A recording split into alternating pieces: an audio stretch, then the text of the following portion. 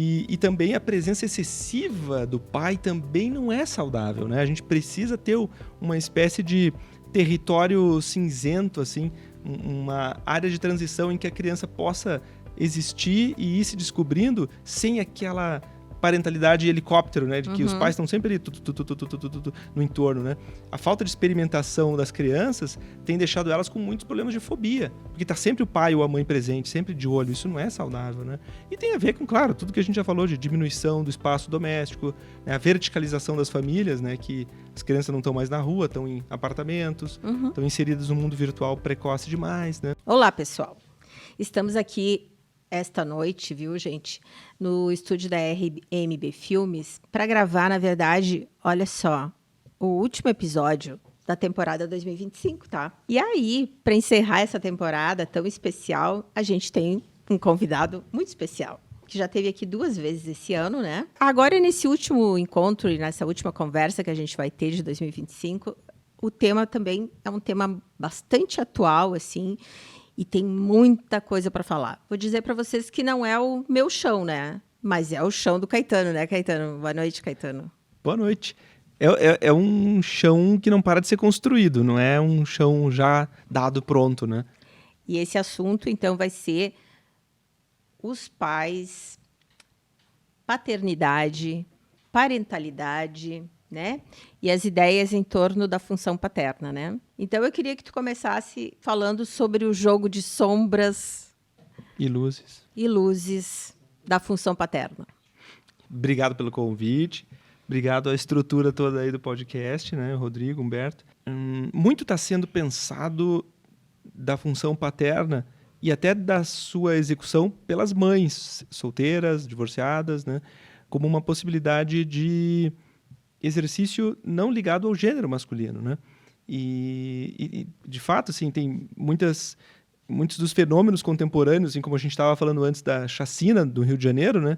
Que está eivado de ausência paterna, né? Então, quando a gente fala de jogo de luzes e sombras, a gente está falando não só da aparição e sumiço do pai na cena da educação de um filho, mas também da cena social, às vezes de faltar um líder carismático e um líder que a gente tenha prazer em seguir, né? Ou de um líder que seja justo, ou de um líder que saiba ocultar um pouco da sua vida pessoal, né? Porque também o jogo de luzes e sombras, para o pai presente, ele é necessário para ele não ser tão sincericida, né? Mostrar tudo, né? Tipo, falar quanto que ganha, quanto que gasta para uma criança de 7, 8 anos, por exemplo, né? Sim, sim. Que é um tipo de pornografia econômica, né? Desnecessária. Mas uma história, e que eu até pensei de começar com essa história, Marta, é muito legal.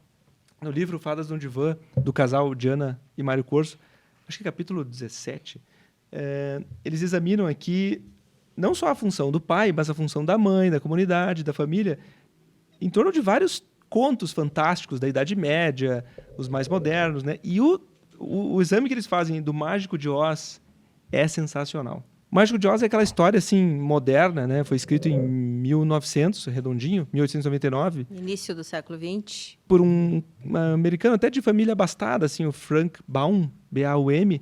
E quando foi lançado, foi um fenômeno de vendas que nem Harry Potter nos últimos tempos, assim, né? E basicamente, acho que todo mundo conhece a história, né? Mas é uma espécie de jornada de desenvolvimento emocional de 4 personagens. A Dorothy, que pelo furacão foi levado lá, né, para a Terra do Mágico de Oz, caiu em cima da tribo dos Munchkin. Tem mais o Homem de Lata, o Espantalho e o Leão. E eles, cada um com as suas insuficiências, né, são convidados a irem buscar a completude dessas insuficiências na figura do Mágico de Oz. E depois de várias aventuras assim, né, e desventuras em série, eles chegam lá para o Mágico de Oz, né? Que aí a gente vai falar dessa figura do pai projetado, né? Tijolos amarelos? Isto, exato. E dos sapatinhos também, né? Isso. De esmeralda, se não me engano. Não me lembro. Ou de rubi, não, é vermelho. O lance bacana da gente examinar a figura paterna nesse conto, né? E essa é a proposta dos cursos, é o seguinte, que então o quarteto chega lá pro Mágico de Oz e diz, vem cá, olha aqui, nós estamos precisando, né, de um coração, de um cérebro, de uma coragem, né? Cada um pedindo, e a Dorothy pediu, eu quero voltar pro Kansas, né? Não é muito que eu tenho para pedir, né? E o Mágico de Oz meio que irritado, não querendo conversar muito com eles, diz, olha, primeiro vocês têm que derrotar a bruxa, depois eu dou o que vocês estão pedindo. E a bruxa lá do Oeste, eram 4 bruxas no Mágico de Oz, né? E aí eles vão, meio que, né, aos trancos e barrancos, conseguem derrotar lá a bruxa com água, se não me engano. E quando voltam e dizem para ele, Mágico de Oz, ó, chegamos, né? Agora tu vai ter que dar para nós o que nós estava pedindo. Ele diz assim, vem cá, deixa eu contar uma historinha para vocês aqui, ó. Eu não sou mágico coisa nenhuma. Eu vim parar aqui nessa terra de balão e o povo daqui achou que eu era um mágico e eles queriam muito que eu liderasse eles e eu fui aceitando. Então eu meio que fui me fazendo conforme a necessidade do povo. E a Dorothy diz assim, nossa, mas o senhor é um homem muito mau, né? Aí o Mágico de Oz diz assim, olha, não, eu sou um homem bom, eu sou um mágico ruim, mas eu sou um homem bom. E o exercício da função paterna dele é uma função paterna de ilusionismo, a gente chama, né? Que é o sujeito assim que diz para o filho de noite, por exemplo, de 5 aninhos, né? Pode dormir que eu estou aqui, vou te proteger. É o sujeito que com 10 anos diz para a filha, pode ir na festinha que qualquer coisa tu liga para o pai que o pai vai vir te resgatar. Né? Ou para um jovem, né, que está aprendendo sobre a morte e pergunta para pai e mãe, né, oh, eu vou morrer logo, vou viver? Não, né? O pai diz, vai viver até os 90 anos. Né? Uhum. São promessas de um pai ilusionista. A gente vem de uma ilusão necessária, não é uma ilusão ruim, né? Até a certa idade, óbvio, e que os Corso dizem assim, numa brilhante passagem, assim, né, que essa nova função do pai de criar essa narrativa para o filho, uma narrativa que metaforiza o mundo, né, que vai fantasiando o mundo, né, para depois ele não entrar num choque rápido com o traumático do mundo. E é legal porque vai sendo um amortecimento exercido pela mitologia, pelos contos infantis, né? Então, essa história do ler a historinha antes de dormir tem um motivo bastante didático aí também, né? A vida inteira. Não, A gente não é só para dormir melhor. Isto, exato. Para sonhar melhor também, né? Não. A gente precisa dessas histórias, assim... E para a gente ir entendendo o mundo, e quando é o pai ou a mãe que conta, a gente pensa, né? Quando o filho, nossa, eles sabem tudo. Né? Outra ilusão necessária, né? Porque o pai e mãe não tem como saber tudo, não tem como saber o dia da morte, não tem como saber, né? A esperança do filho é ter uma herança infinita, né? A gente vai dizendo para ele que é finita e é bem menos do que ele pensa, né? Queridos, né? Mas essa parentalidade é um desafio hoje em dia, né? Na nossa época. Porque me parece, assim, que os pais hoje têm uma vida muito corrida, muita pressão. A mãe trabalha, né? Diferente de antigamente, que a mãe ficava em casa e era cuidadora e educava as crianças e o pai era só o provedor, né? Tu tem redes sociais, tu tem todo mundo dando conselho de como que tu tem que... É o melhor jeito de tu educar teu filho, né? Eu acho que hoje está bem mais desafiador, assim. Não sei do teu ponto de vista, assim, de médico, especialista. Sabe que a lista esperada de tarefas e funções da parentalidade, né? A parentalidade englobando maternidade e paternidade, né? Até eu não sei se o título vai ficar, né? Uma licença para a paternidade, que foi motivado por aquela proposta do Congresso de ampliar a licença paternidade. Sim, eu acho que depois a gente tem que tocar nesse assunto aí, claro, né? Foi uma boa medida política, né? De política de saúde pública, mas, ao mesmo tempo, a gente sabe que o investimento tem que ser amplo em todas as fases, não só no pós-parto imediato, né? Que é um momento, aliás, que muitas mulheres até preferem cuidar sozinhas do bebê. E em termos de saúde pública, o correto, né, é o quê? Pai participar junto da troca de fralda, de dar banho, né? Eu dei uma lida, assim, que são 5 dias ainda, né? De licença paternidade, né? E foi negociado... Era para ser 60 dias a petição inicial, né? Saiu 20 em 4 anos, né? Isso aí. Mas que também as desculpas é a questão financeira, né? Porque daí o INSS que vai assumir essa responsabilidade aí por essa licença. Essa questão cultural mesmo, de que nesse momento a mãe é que tem que cuidar e o pai eu não preciso estar junto, mas na verdade eu acho que sim, né? É um momento que tem que estar junto, porque a mulher, coitada, já vai ficar amamentando 24 horas por dia, né? E tudo muda na vida dela de uma hora para outra, né? Então, eu acho que é muita fadiga física também, fadiga mental mesmo, uma situação tão... Por mais que tu esteja preparada para ser mãe, na hora que tu está mãe ali, é power o negócio, né? Sabe que os estudos todos assim dizem que a presença paterna ela melhora tudo quanto é dado, assim, educacional, de saúde, de desenvolvimento, diminui, né, todos os sintomas e problemas psiquiátricos, se tem presença paterna nos 3 sentidos, né? Não só no jogo de luzes e sombras, né, nessa intermitência da paternidade, assim, que hora o pai tá, hora o pai não tá. Então, quando ele não tá, eu tenho que, né, ficar atento, porque a mãe pode levar alguma informação para ele, né? E quando ele está de corpo e alma, né, diferente de alguns pais em consulta, quando vem mexendo no celular e a criança fica sendo examinada, que a gente falava antes, né, Marta? E também a presença excessiva do pai também não é saudável, né? A gente precisa ter uma espécie de território cinzento, assim, uma área de transição em que a criança possa existir e ir se descobrindo sem aquela parentalidade helicóptero, né, de que os pais estão sempre ali no entorno, né? A falta de experimentação das crianças tem deixado elas com muitos problemas de fobia, porque está sempre o pai ou a mãe presente, sempre de olho. Isso não é saudável, né? E tem a ver com, claro, tudo que a gente já falou de diminuição do espaço doméstico, né, a verticalização das famílias, né, que as crianças não estão mais na rua, estão em apartamentos, estão inseridas no mundo virtual precoce demais, né? Mas a questão do acompanhamento na licença paternidade do pai com a mãe, isso é sensacional. Qualquer estudo que tu pegue, seja sueco, americano, brasileiro, vai mostrar que o desfecho depois é de próximo de 1%, do zero, quase 0, poucos por cento, o índice de problemas psiquiátricos. Tu pega num presídio, né?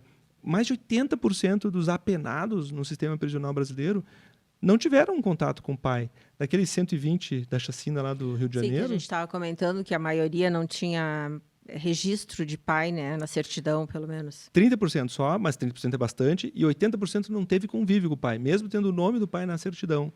Então, a gente está falando aí da equação perfeita para a tragédia, né? Ausência e ausência e ausência da figura paterna. Eu repeti 3 vezes porque, assim, tu ainda pode resgatar um pouco de paternidade na igreja, num templo, num esporte, né? Ou então depois na família da tua namorada, da tua noiva, ou se é homoafetivo, porque tu tem várias chances de ter uma outra figura paterna. A gente não necessariamente o teu pai biológico, né? Nesse livro aqui do A Crise da Masculinidade, né, que a gente está falando um monte também, por que aumentou em 30% o suicídio, né, de homens nos Estados Unidos, dos 20 aos 30 anos, por que aumentou um monte as pessoas que estão vivendo sozinhas, não estão mais tendo parcerias românticas, né? A crise da masculinidade vem acontecendo desde os anos 90, né? Chamam alguns de declínio do patriarcado, outros, né, chamam de o problema do homem ocidental, né, que frequentemente é ridicularizado por ser o nem estuda, nem trabalha com 20, 30 anos. Então, a gente está falando aqui de uma ausência da figura paterna triplamente conceituado, né, e que vai gerar a maioria dos problemas sociais que a gente tem hoje em dia. Ah, mas Caetano, daí tu tá fazendo aquele movimento de matar sempre o pai, de estar sempre, né, lambada no pai. E eu acho isso errado, né? Isso se atrela a um pensamento anti-homem, muito frequente hoje em dia, né? Muitas mulheres mesmo casadas têm esse pensamento anti-homem de ficar criticando o marido quando ele vai tentar trocar uma fralda e saiu torta a fralda. Sim. Ao invés de fazer um feedback positivo, né? Legal, continua assim, mas não é desse jeito, né? Tem muita mulher que na vivência da depressão puerperal, ela se torna uma fonte amarga de informações para o companheiro. E o companheiro está aprendendo tudo. Coitado, ele está dando o melhor dele ali também. A gente não pode nunca falar coitado do homem, porque senão, né, as mulheres não, mas eu acho gostam, que sim. Eu acho que tem muito pai melhor hoje nesse sentido de assumir essas responsabilidades do bebê recém-nascido do que antigamente, né? Eu vi no Instagram... eu não salvei.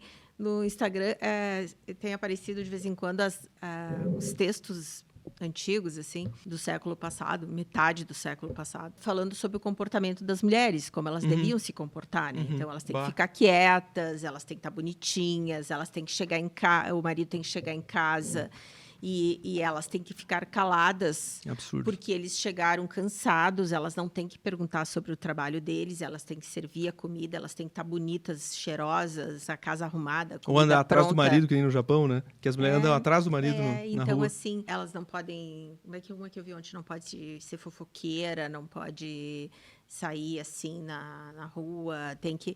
Então, assim, é bem aquela coisa, o marido é o provedor e a mulher vai cuidar exclusivamente das crianças, né? E eu acho que essa carga, ela ainda vem, assim, né? Dessas gerações de mães, assim, que era da bisavó, da avó, mãe, né? Eu vejo ainda a geração da minha mãe, que são as que estão oitentonas, são todas parecidas, assim, Sim, os homens e as mulheres ainda, né? Os casamentos também são... Quando regia o patriarcado, né? A lei suprema da figura paterna. Só que isso está errado, né? Talvez esse movimento de contrariedade, né, ao patriarcado tenha surgido nesse sentido, assim, de então o pai está sempre errado. Então, e daqui a pouco a gente vai viver uma terceira onda de, não, tudo bem, algumas coisas são certas, outras erradas, mas vamos dialogar, né? Porque o importante é construir essa função paterna através do diálogo. Cada criança demanda um pai diferente, cada país demanda um pai diferente, cada época. E o legal é o quê? A gente manter flexível essa definição, né, da função paterna dentro da parentalidade, porque a função materna, ela continua mais ou menos dentro das 4 linhas, assim, né? É o prover biológico, é o prover de ternura, é o prover, às vezes, até de uma base da autoestima que os homens não vão conseguir dar na função paterna. Claro que na falta absoluta de uma mãe, né? Se consegue isso com o pai. Mas eu acho que basicamente não tira a mulher do quadrado, mas o homem dá o acolhimento, né? Que a mulher está precisando naquele momento também. Né? De preferência sim, porque quando o marido acolhe a esposa, diminui a depressão puerperal, diminui os problemas de sintonia da mãe com o filho, e a gente vê que não é só uma questão da mãe com o filho. Se não tem um terceiro, né, o que a gente chama de triângulo edípico, né, um pai para prover, para proteger, a mãe também não vai conseguir sintonizar com o seu bebê. Sintonizar no sentido amplo, da pegada no seio para amamentar, ou então para entender que daqui a pouco tem que dormir o fulaninho, ou daqui a pouco tem que começar, né, vai brincar com os amiguinhos. Todo esse movimento assim de construção do sujeito, é preciso ter uma dupla. Não necessariamente um homem e uma mulher, podem ser 2 homens, 2 mulheres, mas de preferência com essas funções, assim, um de acolher e o outro de dar uns cortes.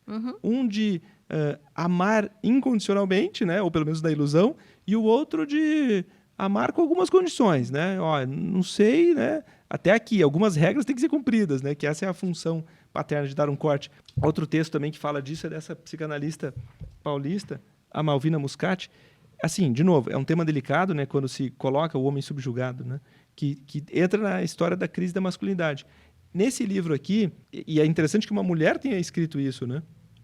Que se é um homem, a gente vai dizer, mas daí os homens estão puxando a sardinha, puxando a brasa da sua sardinha, né? Mas uma mulher já é diferente, né? O enfoque. Mas olha que bacana que ela escreve, ó. Cérebros menos expostos à testosterona apresentam melhor qualidade de relacionamento social. Quando a gente falava no outro podcast que a ocitocina tem aumentado a cada década, né? Tava nesse livro aqui que eu tinha esquecido faltou de no citar. podcast passado, né? É de um jornalista sensacional, Paul Reburn, O Novo Papel do Pai. Esse livro é muito bom, cheio de artigos científicos, esse do Homem Subjugado também. E as duas coisas se interligam, né? Tanto o aumento da ocitocina quanto a diminuição da testosterona. Sim. No sentido de termos um pai mais afetivo e efetivo por conta desse afeto, né? Porque é só através do afeto positivo, não do negativo, que tu medeia um processo civilizatório. Não é na base da porrada, da disciplina excessiva. Né? É preciso ter amor nessa equação. E se não tem da figura paterna, então tem a de um avô, de um tio, de um dindo, né? Mas se faltar esse amor masculino, né? Se a pessoa não se encontrar com um pai amoroso em alguns dos caminhos da vida, aí a gente vai ter alguns problemas sociais de crianças que vão para a escola com arma, tiroteios nas escolas, né? Sim. Ou às vezes até uma situação mais dramática como essa do Rio de Janeiro. E eu tenho visto também, eu não sei se é porque a gente tem tido mais acesso a tantas informações nas redes sociais, mas assim, tantas crianças muito pequenas sofrendo maus tratos dos dois, tanto da mãe quanto do pai, né? E geralmente juntos, assim, né? Que é uma coisa que às vezes é meio chocante, né? Eu não sei se mostra o quê? Um despreparo, já vem de gerações anteriores, né? Como é que esse pai e essa mãe tiveram a sua infância também, né? Uhum. Não há uma causalidade linear, né? A gente sabe que tem psicopatas, por exemplo, que brotam numa família. Não é algo necessariamente transgeracional, que atravessa Sim. gerações. Por exemplo, tem 1/3 a 20%, 20 a 30% é um subtipo de psicopatia, é genética.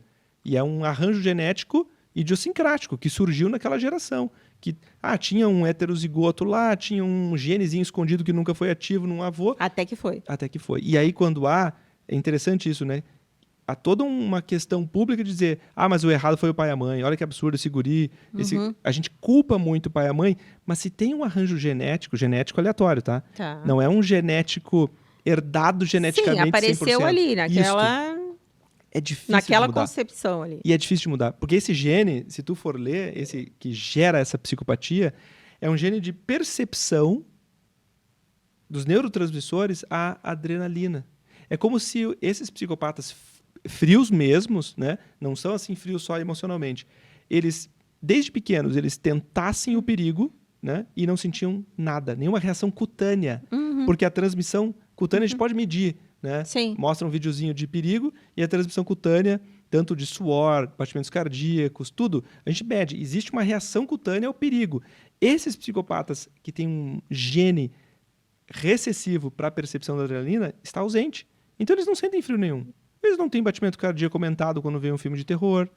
Quando fazem o terror também eles não sentem remorso nenhum, porque o remorso ele começa como uma constituição biológica, né?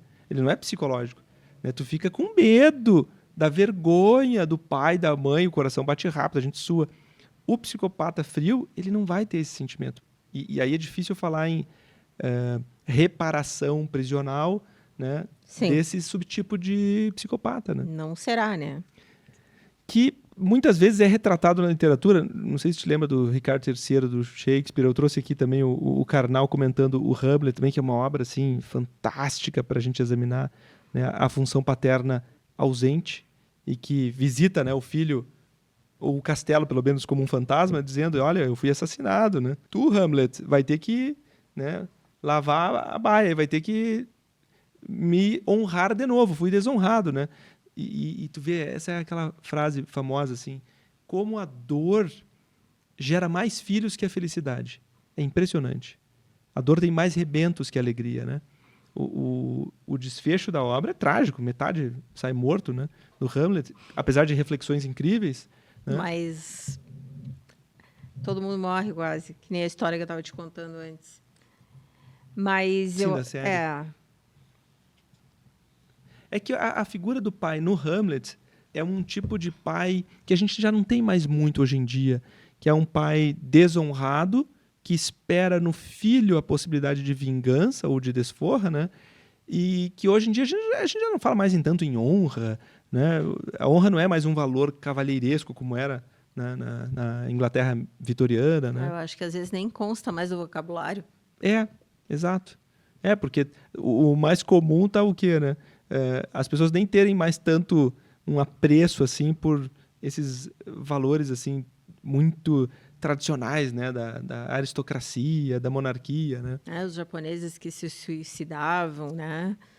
Por vergonha. Por vergonha, né? Num outro livro, já pegando o gancho. Já pegando o gancho, o que temos aí? Esse é um grupo lacaniano bem Pai legal. Morto. Kalinishi Taylor, The Dead Father, uma investigação psicanalítica, né? Tem uma frase aqui sensacional que fecha com o que a gente está falando, que é do Salman Rushdie. Eu adoro ele. Muito bom, né? Ele tomou uma facada até um tempo atrás. Ele perdeu um olho. Isso, pela facada. Mas ele já voltou a escrever de novo, Exato, né? exato. Eu não li esse último livro dele. Tem uma frase no Último Suspiro de Moro, acho que né? De 95, que é uma citação aqui, né? Olha que interessante. As crianças constroem ficções a respeito de seus pais, reinventando os seus pais de acordo com as suas necessidades infantis. A realidade... Olha só que chocante isso aqui. A realidade de um pai é um peso, é um fardo que pouquíssimos filhos conseguem suportar. Olha que coisa. Porque muitas vezes nessas questões, né, por que meu pai fez isso, por que minha mãe fez aquilo, será que a gente vai aguentar a resposta? Porque é uma resposta pesadíssima. A vida real do outro vai ser sempre um mistério. A gente vai pegar, às vezes, recortes. Né? Teve uma depressão, teve um fracasso. Mas quando Salman Rushdie fala disso, né, de que pouquíssimos filhos aguentariam, ele está fazendo uma posição humilde, né, de dizer assim, pessoal, vamos parar de ter tanta curiosidade porque vocês não vão chegar no ponto final. Tem coisas ali que vocês não vão nem entender. Lá, né? Que é o que alguns até astrofísicos falam do cosmos, né? Que deixa o cosmos lá. Talvez primeiro a gente... Não, é interessante, eles dizem assim, talvez primeiro a gente tem que desenvolver uma base de conhecimento astrofísico do que a gente já observou, do que sair observando tudo, porque houve um momento na astrofísica assim, vamos observar tudo. Mas o que adianta observar se a gente não vai entender, né? É que nem as crianças, diante da famosa cena primária que o Freud fala, né? Que a criança fica traumatizada quando vê o papai e a mamãe fazendo né, amor pela primeira vez, né? A criança não entende aquilo no primeiro momento. Talvez lá com 10, 15 anos, vai, mas eu acho que eu já vi essa cena em algum lugar. Depois é que vai fazer uma releitura, uma ressignificação, né? Que aí é o que a gente chama de après-coup, que é o significado depois do trauma, né? Que vem, às vezes, décadas depois do trauma. Um ponto interessante dessa ressignificação, que é o que a gente faz na psicoterapia, na psicanálise, né? A gente trabalha com ressignificações o tempo todo. Camadas e camadas de releituras, né? Não só com a realidade factual, né? Meu pai cometeu suicídio, ou meus pais se divorciaram, ou para onde foi meu pai, que é uma outra pergunta bacana também de se fazer. A questão toda das camadas de ressignificação, ela é muito debatida hoje, né?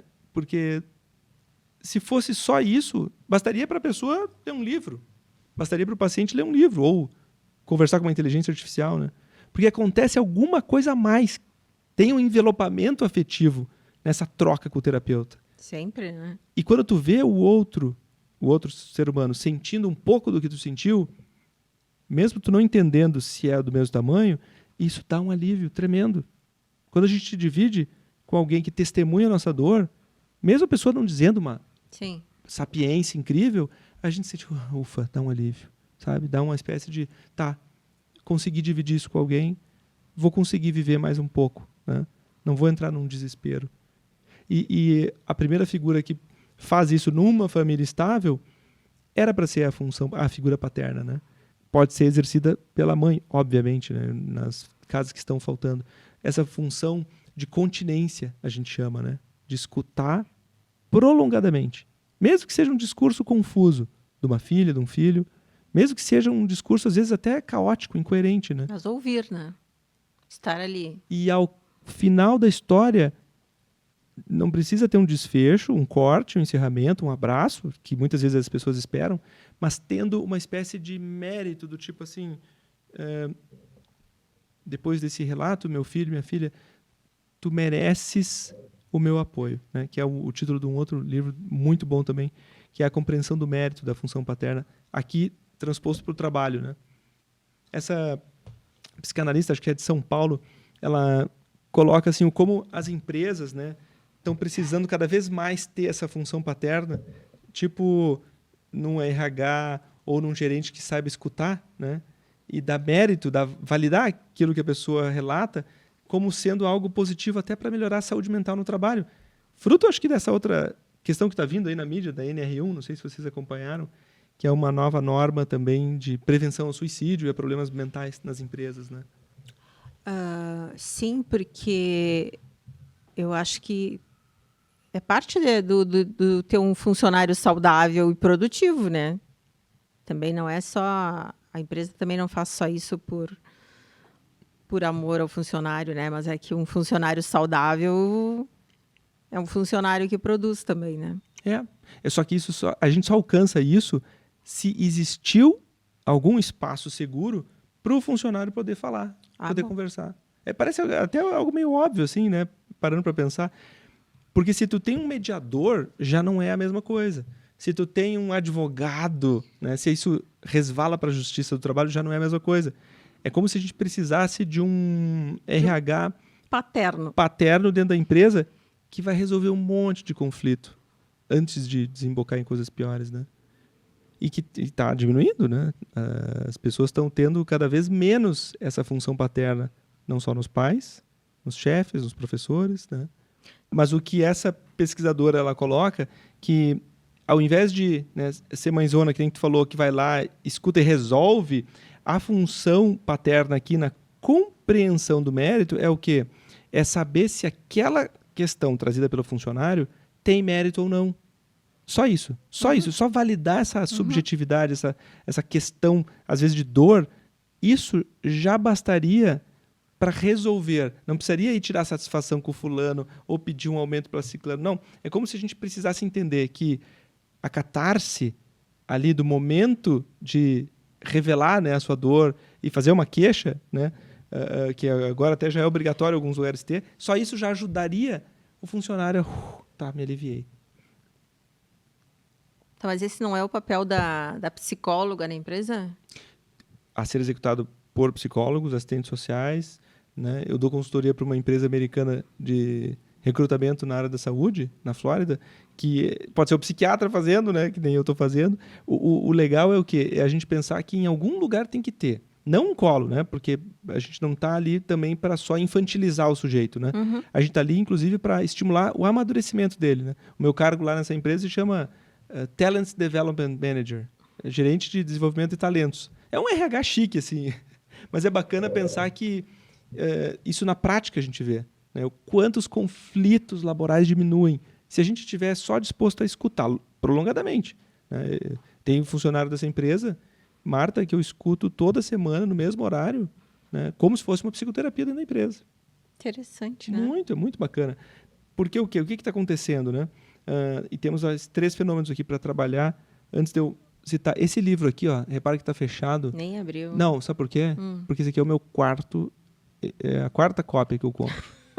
Os outros 3 eu fui emprestando, as pessoas não devolviam, não tem problema, né? O importante é que está circulando. Por que almocei meu pai?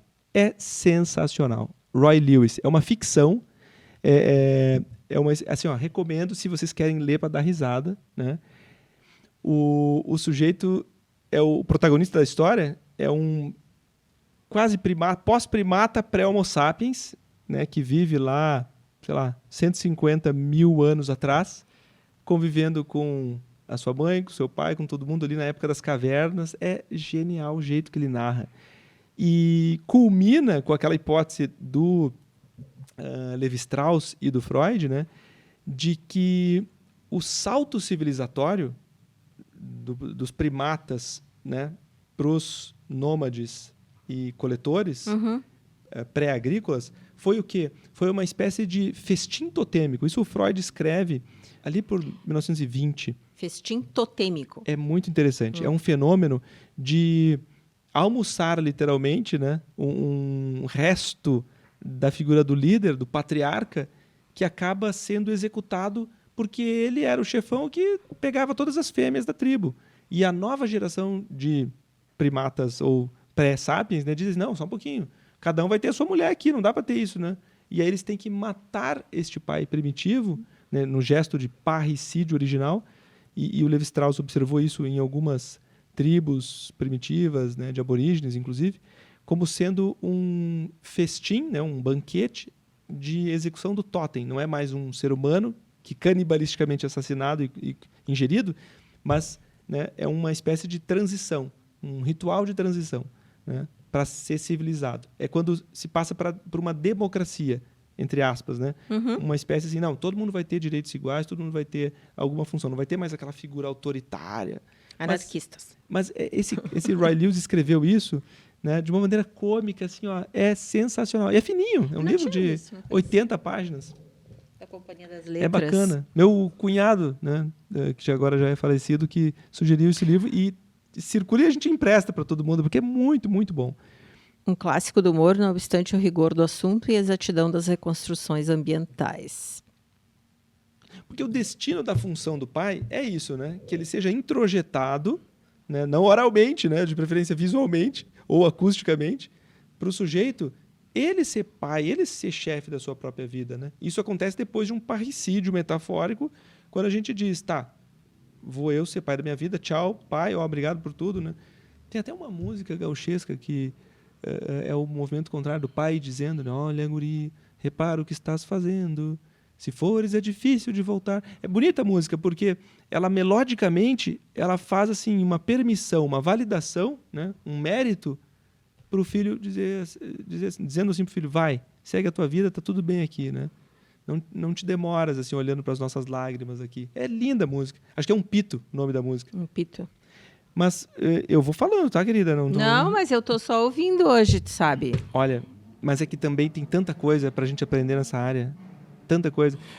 É que nessa questão de parentalidade, daí a gente entra na questão do ponto de vista jurídico, né? Quando tem separação, a questão de alienação parental, e tem todo como os juízes têm visto as famílias, a questão do afeto, né? Com quem a criança fica, então tem todo esse aspecto, mas a gente vê que também está evoluindo aí, né? Como os juízes veem a questão da família, como eles entendem a família, como é a questão do afeto, né? Também tem uma evolução bastante importante nessa área jurídica, né? Mas acho que a evolução próxima, necessária, vai ser parar de obrigar, tipo assim, o que a gente tem na lei hoje, no entendimento da lei, é o quê? Uma obrigatoriedade do pai participar. Mas será que a gente tem que ver isso, né? Será que esse pai obrigado a participar não é pior? Porque ele vem muitas vezes ressentido e alguns com transtornos psiquiátricos acabam causando um transtorno muito grande, né? Eu entendo que algum estímulo, tipo a licença paternidade, guarda compartilhada, né, a gente precisa ter, porque mais pai presente, mais saúde mental. Mas se a gente obrigar o indivíduo e recheá-lo de leis e culpas e dogmas e tem que exercer a função paterna, a gente pode estar criando um problema maior aí, né? Um efeito colateral grande. O Tom Nichols, esse outro aqui é um livro muito bom. Não sei se já saiu em português, The Death of Expertise, a campanha contra o conhecimento estabelecido e por que isso é importante. Ele examina aqui outro fenômeno muito interessante que com o advento da internet, né, todo mundo virou especialista de tudo. Né? É verdade. Todo mundo acha que o pai não sabe nada, eu é que sei, né, com meus 6 anos de idade, porque vi no YouTube, né, ou com 18, não importa. E nesse livro aqui ele coloca que a morte do especialista tem acompanhado uma espécie de ocaso da função paterna, né? Porque lembra quando eu falava, acho que foi até antes da gente começar a gravar, que uma das funções paternas, dentre as, né, eu enumerei aqui nessa listinha, não vai dar para ler, são 32... acho que não. Até para os pais que estão assistindo não pensar, meu Deus do céu, tudo isso que eu tenho que ser para ser pai. Exato. A gente vai pincelando, né? Ou por uma segunda vez lá com o padre também que queria vir, a gente faz. Uma dessas funções é ensinar a tolerância ao mistério, que é o que a gente falava também antes, né? O que é ensinar o mistério? É comunicar para um filho que ele não sabe tudo, né? Que tem muita coisa que ele vai ter que tolerar não saber, por enquanto, ter espaços vagos na sequência do saber, né? E entender e confiar nos seus pais como provedores de um conhecimento parcial em doses homeopáticas. O tolerar o mistério da função paterna envolve também o sagrado da religião, né? Porque muitas crianças dizem, mas Deus existe, né? E nas famílias religiosas se tem assim que o pai costuma explicar muitas vezes ou fazer uma oração dizendo, olha, a gente não tem provas assim absurdas, tremendas, né, infalíveis, né, de que existe, mas eu acho que existe, né? Esse ato de fé convida o outro a tolerar o mistério, seja da vida ou de quando vai vir a morte ou de tantas coisas que a gente não entende na sociedade, né? O Tom Nichols ele fala nesse livro aqui que a gente precisa defender o conhecimento estabelecido não diluindo ele, não justificando ele. A gente precisa defendê-lo, inclusive com silêncios, com não debater alguns assuntos com quem não vai entender desse assunto. Né? No nosso esforço, às vezes, de não usar muito jargão ou de divulgar bastante, tipo, né, a educação que a gente faz dos pacientes, a catarata é assim, assim, assado, né, usa o óculos assim, assim, assado. A gente tenta educá-los ao máximo, mas o preço que a gente está pagando, o efeito colateral disso, é que muitos estão interpretando uma diminuição da autoridade médica que se explica bastante. A metáfora boa para você entender é a do guarda de trânsito que multa, né? O guarda de trânsito não vai dizer, olha, doutora Marta, é o seguinte, a senhora furou o sinal vermelho, né? Não pode furar o sinal vermelho ordena o trânsito, né? Ele vai lá e dá multa e ponto final. E tu tem que saber que tu furou o sinal vermelho. E quando pai e mãe explicam demais, Sim. vão diminuindo a autoridade, né? Então, diminui, inclusive, uma espécie de proteção do seu saber. O Massimo Recalcati, que é um cara, assim, um psicanalista italiano também muito bom. Esse aqui também acho que não tem em português, só tem em espanhol e italiano. Que queda del padre? La paternidade em la época hipermoderna. Esse livro aqui é um soco no estômago, né, do que a gente vai viver daqui a pouco, não do que está acontecendo. Na Itália e em alguns países europeus já existem assim, centenas de evidências de que o pai não está mais sendo levado a sério para nada, né? O pai só é aquele que alcança o dinheiro para os filhos, né? Esse é o pai mesmo, não mãe, pai mesmo. A figura paterna apenas como provedor, não sendo mais levado a sério para nada. Tipo, eles fizeram Mas por que isso? Porque daí dá a impressão que a gente está voltando àquele tempo anterior mesmo, então? Do primitivismo? Não, do pai provedor do não, século não, passado? Não, o fenômeno que está se vivendo é o contrário. O ocaso é o quê? O declínio Sim. E o obscurecimento total, assim, né? Tipo assim, eles fizeram um estudo muito bacana com um questionário de 100 itens. Assim, qual é a sua religião, time de futebol, profissão, se tu tá na mesma cidade dos teus pais ou não, tá? Isso eles fazem há 40 anos nos Estados Unidos. Os Estados Unidos adoram medir as coisas, né? E nos últimos 5 anos, esses 100 itens passaram de 40, quando eles são concomitantes aos pais, né? Eu tenho a mesma religião do meu pai, tenho a mesma profissão do meu pai, estou na mesma cidade do meu pai e da minha mãe, né? 40 anos atrás tinham muito mais itens, 40 e poucos, assim, quase 50%, né? Entendi. Hoje a gente tem menos de 10%. A influência de um pai e de uma mãe na vida de um filho está sendo diminuída ao mínimo. Como tudo na antropologia, né, e na ciência social, isso é bom e ruim, né? É ruim porque daí muitos pais se frustram de ver no filho um diferente, um outro que não tem como dialogar. Talvez seja bom para aquelas influências paternas e maternas muito ruins, né, que a gente falava antes de uma religiosidade muito severa, punitiva, do Antigo Testamento, não mais do Novo Testamento, né? Ou então até uma herança profissional. Super protetores. Uma regra, tu vai herdar minha oficina e tu vai cuidar da oficina, assim, ou a empresa familiar. É muito sufocante, né? Tu ter que cuidar de uma empresa que era de um pai, né?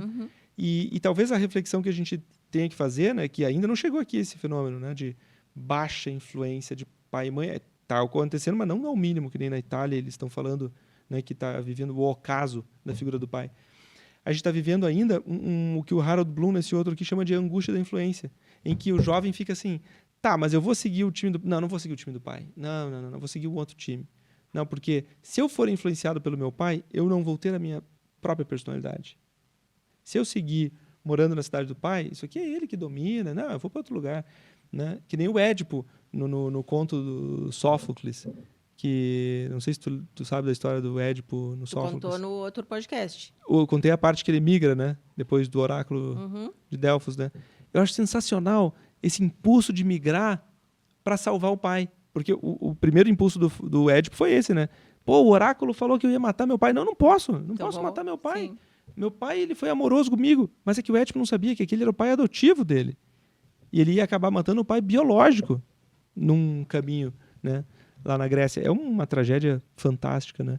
E que a gente vive essa angústia da influência, por exemplo, hoje em dia, nesses bate-bocas que tem hoje, né, nas famílias, assim, né, das crianças de pequenas, assim, né, não quererem seguir uma orientação de pai e mãe. Né? Mas faltou uma severidade, faltou violência? Não, porque isso também gerava mais ressentimento, né? Faltou explicação, paciência? Não, porque não é esse excesso, né? Eu acho que a gente está concorrendo com um rival que vai acabar com a nossa raça. Acabar... Que é? A inteligência artificial e a internet. Eu não sei. A inteligência artificial, eu acho que ela vai ser incorporada, assim, e como uma ferramenta para muita coisa, assim, mas não sei se nesse sentido tão importante, assim. Porque eles já usam ela para tudo, né? Mas mais atrapalham, às vezes, né, Rodrigo? O Rodrigo não tem umas experiências muito boas com a IA, mas eu queria entender por que está acontecendo isso. Tu acha que está pela internet, porque tem a idade da adolescência, que eu vou mesmo ser rebelde, né? Eu vou questionar meu pai e minha mãe mesmo. Ou até não vou ter filhos, que nem meu pai e minha mãe tiveram filhos, né? Ou até não vou seguir com a crença do pai e da mãe num mundo bom, eu vou acreditar num mundo ruim. Tem vários tipos de quebra da herança ideológica de pai e mãe, né? Mas a pior de todas, que vem aí sim da internet, é a silenciosa, é aquela que a gente não vê. Que é quando, por exemplo, quando chega a família conflitada no consultório, que bom, tem conflito. Né? Tem conflito, a gente tem debate de ideias. O problema é quando não tem conflito, quando está tudo silencioso. Uma casa de adolescentes que está silenciosa é um problema. Tá certo que tem muito pai e mãe que dizem, que bom que não está tendo nada, né? Aí acontece aqueles problemas como a gente viu na série Adolescência, da Netflix. Lembra? Essa tu viu, né? Vi, essa eu vi. Essa é chocante. Aquelas cenas, como é que se diz, Rodrigo, em ato contínuo, que se diz, né? Plano sequência. É claustrofóbico, porque tu tá submerso na cena com eles e às vezes tu até pede assim para quem tá com controle, pausa um pouquinho aí para eu respirar, porque tu fica sufocado em ver uma situação horrorosa se desenhando, né? De pais que estão acomodados, né? Porque o filho estava lá no computador, mas o filho no computador estava tocando terror e estava sendo estimulado por aquela manosfera tóxica de misoginia, de ódio ao feminino, né? De desrespeito ao corpo feminino. Tanto que depois na série o guri até acho que comete um tem assassinato, crime, né? Exato. Mas na vida real isso acontece todo dia, né? A manosfera está ativa cada vez mais. Na internet eles geram assim laboratórios de psicopatas com 15 anos. Provavelmente, né, esses fenômenos que a gente andou vendo na cidade, né, tanto na rede pública, naquele trio de adolescentes que levaram faca e esfaquearam a professora, né, em outros colégios particulares, né, quando as crianças e adolescentes levam armas brancas e de fogo para a escola. Tudo isso está sendo alimentado pela internet. Detalhe, a gente não tem como fiscalizar tudo que eles estão olhando, lendo, assistindo, vendo. Não tem como fiscalizar, é impossível. Né? A gente vai ter que, talvez, criar uma espécie assim de restrição até de celular dentro do quarto, de televisão, sabe? A gente vai ter que estimular mais a monotonia para que o aprendizado seja mais fluido. Sem tolerar a monotonia, a gente não aprende. Né? Como é que tu vai concorrer? Imagina uma página em preto e branco. Sim, as pessoas estão lendo menos. Sempre leram. A gente sempre falou isso, né? Cada década aí, as pessoas estão lendo menos. Mas eu acho que agora as pessoas estão lendo menos ainda, ou se lendo e não entendendo, né? E tu viu aquele dado, né? Que o QI baixou depois de 80 anos. Pois é. Que cada geração prova. Estavam aumentando o QI. Né? A geração seguinte aumentava o QI médio, o quociente intelectual médio em relação aos seus pais. Nos últimos 10 anos, foi a primeira vez na história que a nova geração ali dos 20 aos 30 baixou. Acho que foi 8, 9 pontos do QI em relação à geração anterior.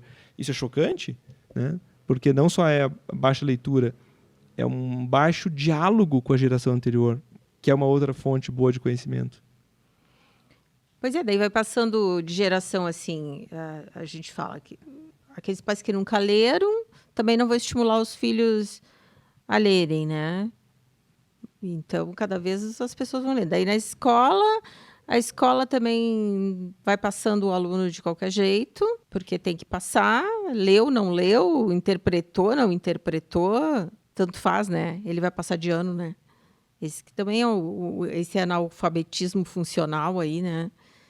É uma coisa muito séria, né? Porque uma coisa é tu conhecer as letras e ler as palavras, a outra é tu entender o que tu tá lendo, né? A gente vê que às vezes não consegue desenvolver uma ideia, né? A falta é escrever, né? A gente não escreve mais. Não tinha uma história discutindo se as crianças deviam ser alfabetizadas, aprender a escrever a caneta, que não precisava mais, que era só digitar? Imagina que absurdo. Tanto que alguns países nórdicos estão voltando, né, ao lápis e a caneta e o papel e deixando os computadores de lado, né? E a gente vê, assim, eu vejo no consultório que os pais, às vezes, não têm muita paciência mesmo e estão cansados e não têm tempo. E também não fazem tarefas com os filhos, né? Assim, dá o celular mesmo, deixa e também não eu acho que tem muitos que estão cansados, assim. Chegam cansados, sem disposição de fazer atividade com as crianças, assim. Mas eu acho que essas atividades são fundamentais, assim. E não tem muito a ver com escolaridade, né? Que eu sempre lembro da minha mãe, assim. A minha mãe tinha estudado até a 5ª série, mas ela sempre fazia coisas comigo, assim. A gente comprava caderno de desenho na livraria, a gente recortava as figuras do jornal, a gente recortava a figura de paisagem, a gente recortava dos bichos, a gente fazia cadernos diferentes, assim, fazia coisas juntas, assim, né? E ela tinha 5ª série. Depois que ela foi fez até faculdade, fez direito, né? Mas naquele momento ela não era especialista em pedagogia, né? A gente vai ter que retroceder em alguns pseudo-avanços tecnológicos, assim. A gente vai ter que retroceder. A gente vai ter que resgatar um fenômeno humano do contato, pai, filho, mãe, filha, com coisas assim, quase que artesanais, né? Tá se perdendo muito do artesanato, do artesanal e do artesanato, porque a excessiva digitalização de tudo, né, faz com que a vida pareça planificada. E aí tu até perde o entusiasmo com isso, né? O entusiasmo do dia a dia dos adultos, ele tá o quê? Posto na experiência sensorial de um eletrônico. Uhum. O entusiasmo, o encantamento da vida não tá mais no comunal. Vou lembrar dessa história para contar na janta com meu filho.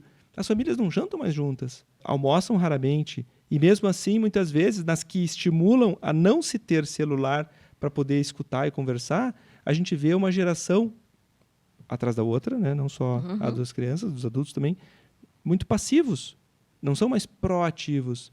A contação de histórias está diminuindo um monte. As pessoas não são mais treinadas em fazer do seu dia um motivo de se encantar, né? Tá todo mundo numa espécie assim de esperando a hora de ver o Reels, o YouTube, o TikTok ou um filme na Netflix para ter um momento de graça no seu dia. A graça não está mais no encontrar o outro, né? No encontro intersubjetivo. E vai ser uma concorrência terrível se a gente continuar, né, nesse sentido assim de ou eu ou o celular, né? Todo mundo vai preferir o celular, a não ser que a gente tenha alguma regra, né, dada pela função paterna, sei lá, de vamos deixar os celulares nas gavetas, vamos desligar a televisão, vamos jogar. Tu que dá bastante palestra em escola, assim, como é que tu viu esse ano, que foi o ano que foi obrigatório não ter celular na sala de aula pelos alunos, assim? Tu notou alguma diferença de Super comportamento? benéfico. Sim. Assim, como que eles estão reagindo depois de 6 meses, 8 meses valendo essa regra, assim? Menos Eles conflitos. se adaptaram? Se adaptaram, mas claro, imagina. O ser humano se adapta na Antártida, né? Porque no começo eu me lembro assim que teve muito pânico, briga, né? É ordem. E acho que foi bom, né, que o presidente da República, não sei se foi presidente ou ministro, mas alguém assim impôs isso e agora ponto final, não vai ter negociação, né? Porque a gente não pode ficar debatendo com o guarda se eu mereço ou não a multa. Né? Eu tenho que aceitar a multa e ponto final. Se a gente dá essa liberdade para os jovens, né, de flexibilizarem o celular em casa, na cama, na mesa de jantar, a gente vai estar quebrando essa coisa tão bonita que é o contato olho no olho, né? no vínculo verbal, do ping-pong da conversa. A gente está perdendo isso e a gente não está resgatando. É uma pena. Eu dei lendo aí, né, agora nessa ideia de me preparar para o podcast de hoje, né? Mas sobre essa questão de que como os pais às vezes ficam numa missão difícil e se sentem inseguros, assim, se estão fazendo a coisa certa, né? Mas sempre, né? Como Sempre. como é que uma paciente me disse outro dia, nasceu uma mãe, nasceu uma culpa, né? E os pais também, a gente sempre quer fazer o melhor, né? Quer acertar tudo, mas a gente não vai acertar tudo. Né? Com a melhor das boas intenções, não se acerta tudo. Mas eu vejo, assim, que às vezes eles precisam, então, nessa insegurança, assim, que tu diga assim, olha, tu tem que dar um número, né? Tu vai ficar 2 horas, a criança precisa de 2 horas por dia, pelo menos, de atividade ao ar livre. A criança precisa, nessa faixa etária, menos de 2 horas de telas. Tu precisa fazer intervalos de tanto em tanto tempo. Assim, os pais precisam dessa receita do bolo, assim, né? Para se garantir de que estão fazendo a coisa certa, né? Que nem aquela história ali que a gente estava falando do Mágico de Oz, no começo da conversa, né? E é uma frase bonita, assim, dos cursos ali no livro, que o ponto mais mágico dessa história É quando o mágico diz que não tem magia nenhuma.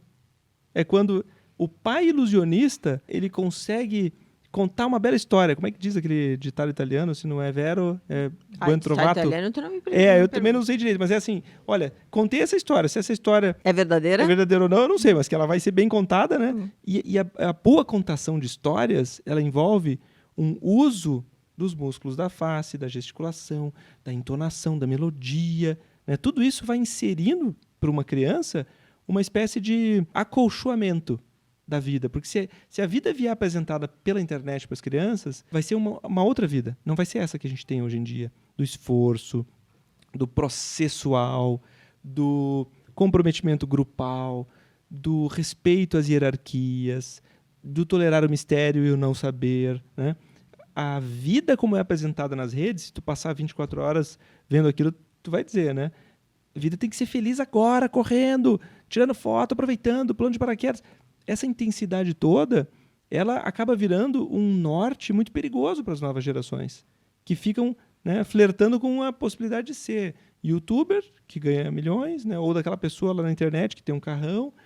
A gente está, infelizmente, fazendo uma avalanche sensorial para as crianças e para os jovens, né, de modelos ruins de desenvolvimento. Aquilo não é um desenvolvimento. Aquilo lá é um troféu, um alcance muito efêmero da vida, né? Seja a ilha, o avião, o carrão, né?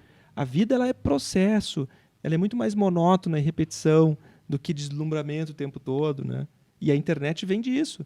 A internet foi feita... A internet, eu falo internet no sentido amplo, né? Mas aí a gente está falando dos vídeos curtos de qualquer dessas redes sociais que apresentam o mundo para a criança com uma narrativa curta, breve e escandalosa, né? Porque se não é escandaloso, não vai captar a atenção, né?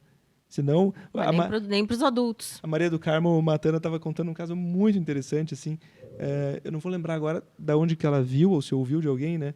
Acho que foi da Lasnik, não sei. Alguém comentou isso. Mas a Maria do Carmo, lá naquele retiro, ela falou o seguinte, que tinha chegado uma criança pequena em algum lugar para ser atendida, né? E estava com um movimento repetitivo.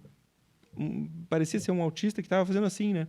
E eles demoraram para identificar, mas viram que aquilo lá era a criança passando da tela. Alguém apresentava um livro e a criança já fazia assim no livro. O tempo todo ela estava acostumada a passar as coisas que ela não gostava com a mão. Ou na televisão também. E a gente não está percebendo, né, que o silêncio, a pausa, o mistério, né, algo mais desacelerado, tudo que é importante para se constituir um ser humano, a gente não está dando para essas criaturas, né? A gente precisa o quê? De 9 meses para nascer na barriga da mãe. Esses 9 meses não vão mudar.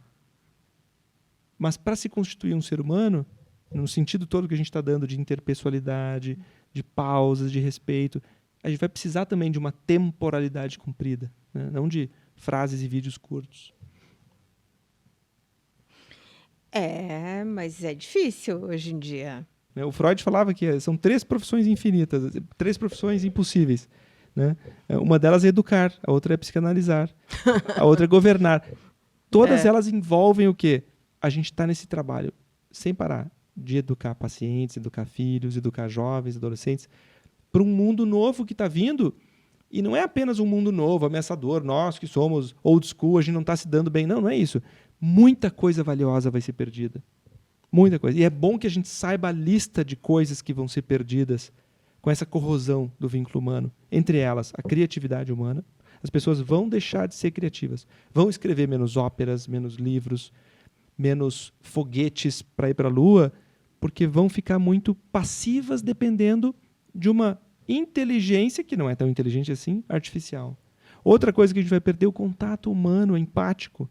Porque não é simplesmente um oi, boa tarde, tudo bem? Isso não é contato humano. O contato humano, em sanduíche, né, em camadas, a gente sabe que o mais bonito dele vem 10 minutos, 20 minutos depois da gente ter trocado olhares, visto a comunicação corporal, visto alguns assuntos, coisa e tal. Daí a gente, tá, estou diante de um igual, posso me abrir. Esse salto de conteúdo vai ser perdido pelas novas gerações. Mas Caetano, eles se comunicam pelo WhatsApp, qual é aquele outro agora de... um aplicativo também de troca de... Desconect, não, Discord. Discord. Discord, São comunicações parciais, são fragmentos.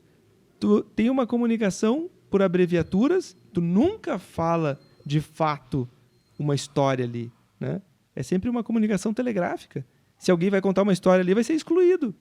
Olha que perda que a gente vai ter se a gente deixar de contar histórias uns para os outros. Imagina se esse podcast aqui fosse assim, ó. Então é o seguinte, pessoal, a função paterna é tal hora fazer tal coisa, e tal idade fazer tal coisa. Se não tiver uma história como a do Mágico de Oz, se perde a coisa mais bonita do fenômeno humano, a contação de histórias. Falamos de tudo? Ou deixamos para o próximo, né? Que eu tenho que trazer o padre.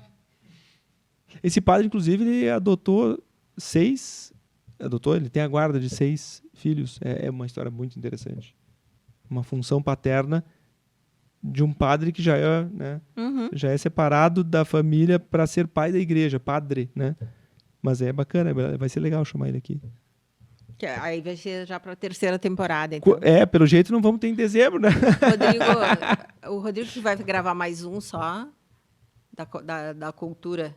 Eu queria agradecer, então, muito, né, a ti, Marta, pela iniciativa de fazer esse bate-papo assim, virtualizado e agradecer ao Humberto e ao Rodrigo também, porque sabe que eu tenho recebido muito feedback das pessoas, as pessoas têm gostado, né, desse formato de troca de ideias livre, ainda que hajam eixos temáticos por debate, e a função paterna que a gente trouxe aqui hoje, né, englobando 30 e poucos itens, a mais importante talvez seja essa de narrar a vida, né, narrar a vida para um filho, para uma filha, narrar no sentido, não de explicar, porque ela às vezes é inexplicável, né? A vida tem capítulos que a gente não consegue entender como adultos, mas narrar no sentido de vamos viver coisas incríveis juntos. A gente vai viver junto, mas vamos tentar também se narrar as coisas, né? Porque toda vez que o ser humano para um tempinho para narrar o seu dia para outro, o dia fica mais ampliado, né? Como foi teu dia, filho? É isto. Ou então, pai, tenho uma história para te contar, né? E eu parei e ouvi, né? A gente precisa desacelerar, a gente precisa desconectar do virtual para se conectar emocionalmente uns com os outros. E aprendermos muito uns com os outros, né? Olha, eu aprendi muito, como sempre, né? Eu falei que hoje não ia ser meu chão, que eu ia deixar a conversa fluir contigo, mas é sempre muito bom. Eu sempre aprendo muito, né? O prazer é meu. E eu quero te ver ano que vem de novo, Sim, então. senhora. É claro. 3ª temporada, 2026. Vamos chamar o padre para a Função Paterna 2. Vamos chamar ele, sim, para continuar a conversa. Obrigada. Obrigado a vocês. Maravilha, gente. Sempre estaremos aí.